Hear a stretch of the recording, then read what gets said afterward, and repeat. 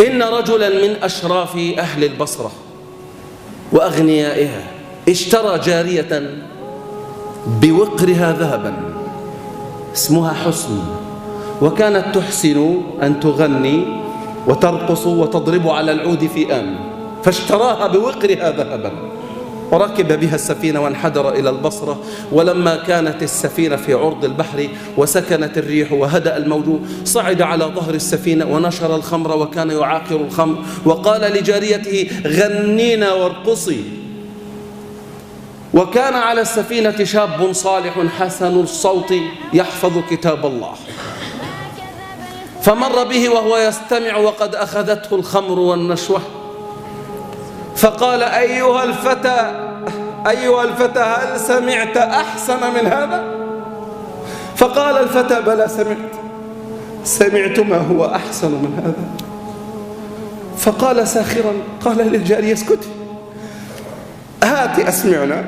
فقال الفتى وعلى الفور وبصوت عال حسن قل متاع الدنيا قليل والآخرة خير لمن اتقى ولا تظلمون فتيلا أينما تكونوا يدرككم الموت ولو كنتم في بروج مشيدة. وقعت الآية موقعا عظيما في قلب هذا الرجل، كسر له، رجفت يده، سكب الخمر في الماء وقال أشهد هذا أحسن مما كنت أسمع، هذا أحسن مما كنت فيه.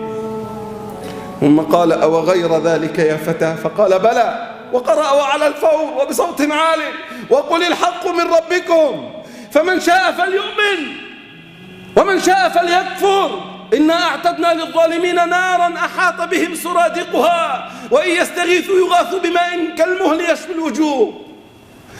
ارتعد الرجل عند الآية، كسر الخمر كله وألقاه في البحر وكسر العود وقال للجارية انصرفي أنت حرة، وانطوى على ظهر السفينة وهو يردد أستغفر الله هذا أحسن مما كنت فيه، أستغفر الله هذا أحسن مما كنت فيه، هل من مخرج لمثلي يا فتى؟ هل من مخرج لمثلي؟ فلما رآه الفتى وقد انكسر قرأ قل يا عبادي الذين أسرفوا على أنفسهم لا تقنطوا من رحمة الله إن الله يغفر الذنوب جميعا إنه هو الغفور الرحيم. فبدأ يرتجف ويقول أشهد إنه هو الغفور الرحيم، وشهق فمات.